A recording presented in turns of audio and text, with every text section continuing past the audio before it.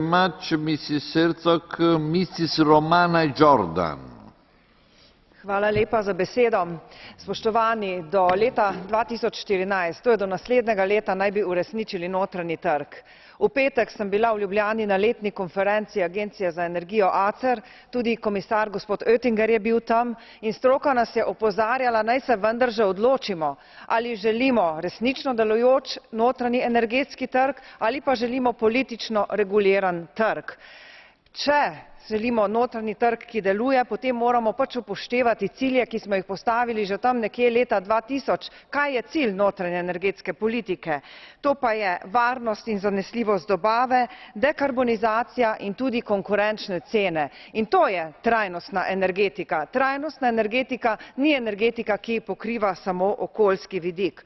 Zato mislim, da bi sedanji sistem, za katerega vemo, da ne deluje, da bi morali biti dovolj pogumni, da bi premislili, kaj je narobe.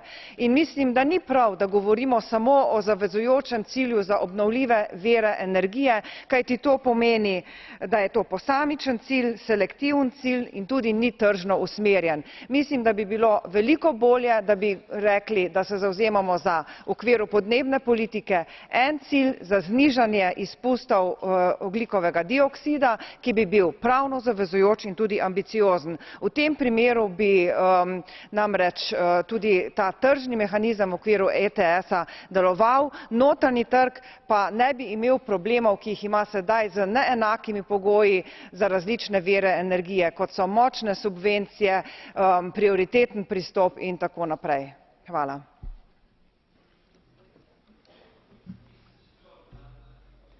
Want to receive a question? Yes? Mr. Chrysogolos. No? Catch the eye? Ah, okay. Okay. No problem. We go on. Mr. Markus